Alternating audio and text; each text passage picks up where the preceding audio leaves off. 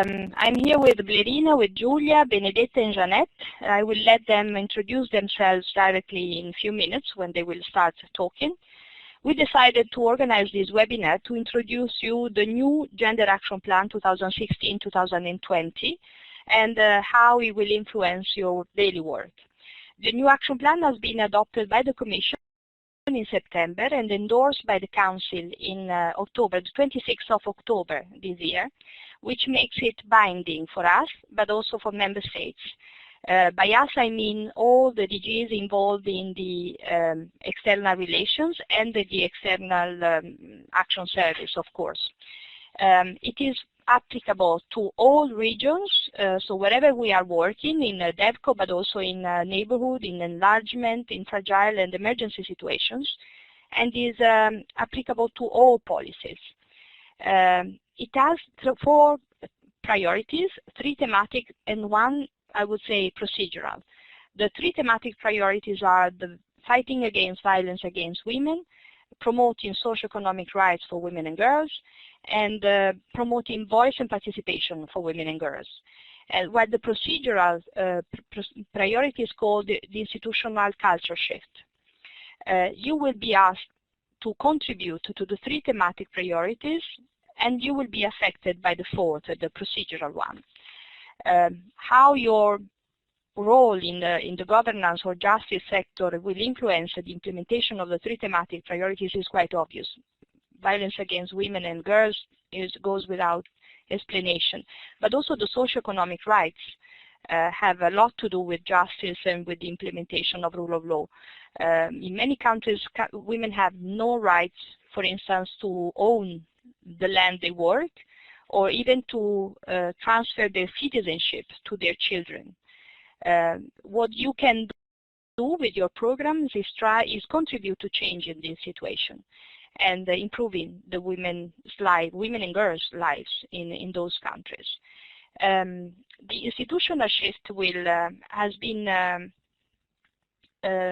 let's say, created in order to respond to 5 major critics we received from an evaluation which has been published in April this year, done by independent experts, and based on how the Commission has been implementing gender into its development cooperation.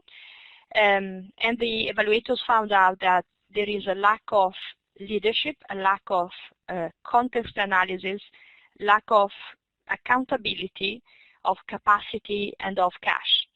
So the different priorities, the different objectives we identified in the 4th priority, the institutional shift, try to respond to this problem, to these gaps. For leadership, we have, luckily we have on board the top management. Both commissioners, Mimica and Mogherini, are strongly supportive of the action plan implementation. They, for instance, sent a letter to your head of delegation insisting on the role of head of delegation, head of operation in the implementation of the action plan. The same will be done by our Director General, Fernando Frutuoso de Mello, who will send a video message to your head of delegation and head of operation, insisting on the implementation of the action plan, on their role on it. So it won't be only the gender focal person in charge of it, but all colleagues starting from the top management. The context analysis has become compulsory. The gender action plan includes the gender analysis as a first objective for all new action to be implemented as from January 2016. I will leave colleagues go into the details of that.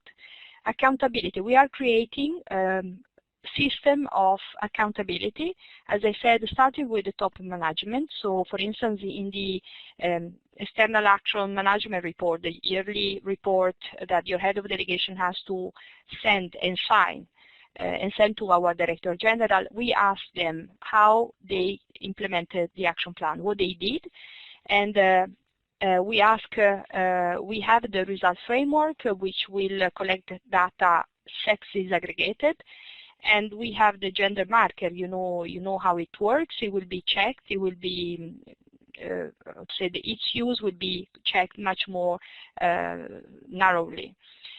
The capacity, of course, this is us to try to fill this gap in capacity. We will provide trainings like this webinar, but also face-to-face trainings here in Brussels or in delegation, and a lot of other materials we will speak about in a few minutes. And finally, the cash. The action plan has two specific objectives on that. 85% of all new initiatives must be marked 1 or 2, meaning they have to be significantly or principally aiming at gender equality. And the second indicator is that all programs which have to be marked 0, meaning they have no gender impact at all, must be justified this choice. So it won't be anymore that nobody thought about it and there is 0.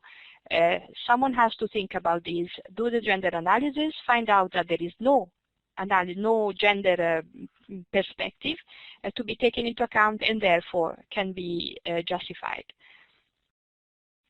So I think I will shorten this as much as I can. I want to leave the floor to Jeanette for going into the details of the implementation of the GAP in the justice and rule of law sector.